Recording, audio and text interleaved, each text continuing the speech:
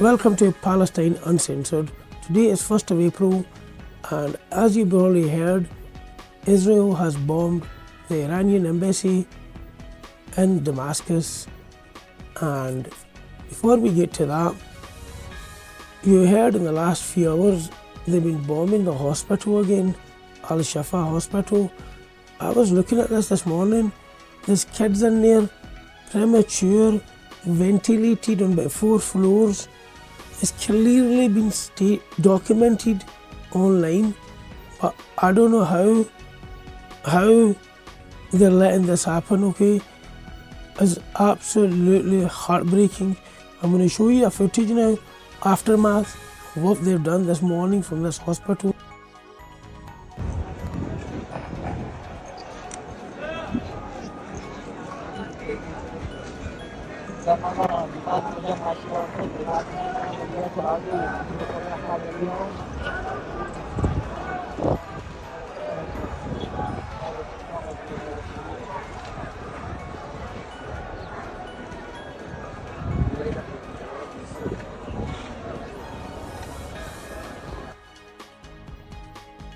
I want you to imagine this. If you were standing there and you had to escape from a bomb, where would you run and where would the bomb hit? Civilians are 100% there, and no way, if Israel knows Hamas is there, how? That's just like saying, we know who done 9/11, and this is why we went to Afghanistan and we bombed it. Holy shit. Afghanistan was all a different story on that as well. I'm going to put a video at the end of this. You can see the 9/11 that we captured, what they done, what they changed.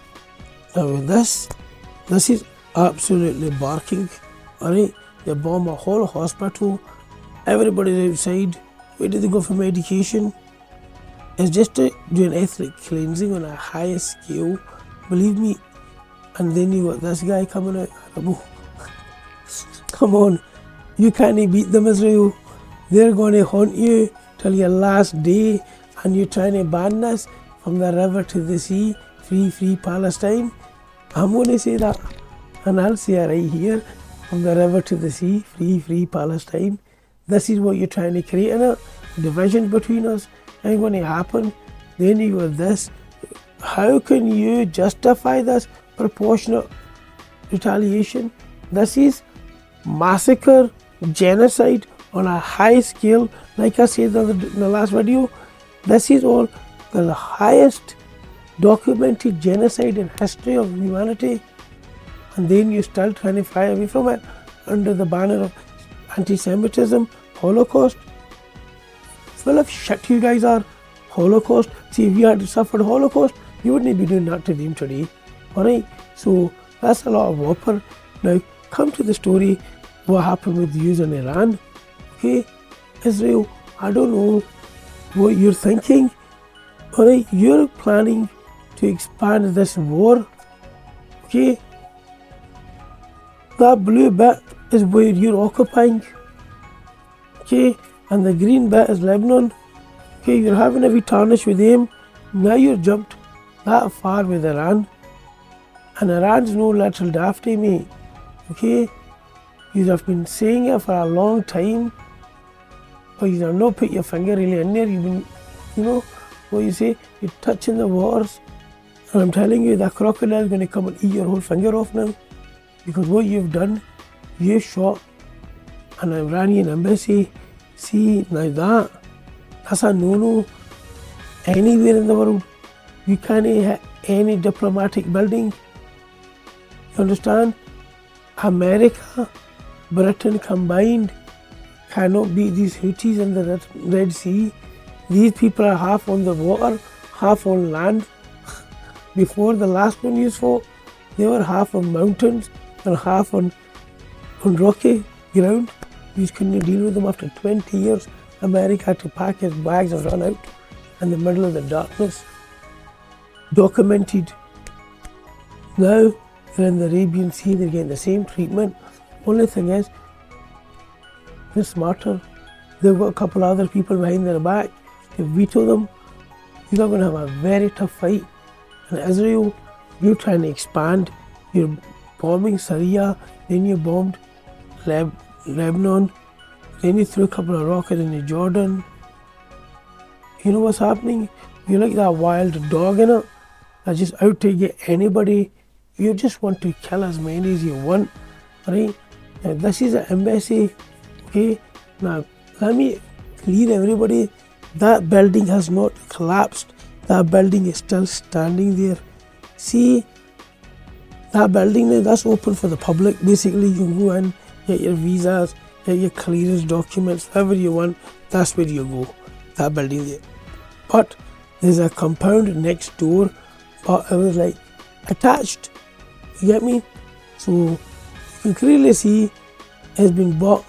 That's the state of that left now, okay? That's the building now, and that's the compound next door that's been bombed now. And that apparently they were having some meeting with the Iranian commander of the Iranian Revolutionary Guards. But don't forget, axes of resistance are all over that area, and believe me, see those axes of resistance, they're going to come right after you. If you look at this map, Syria is full of them, so is Iraq, and Jordan are going to have a say. You've seen the protests that have been happening there. So I can see a retaliation.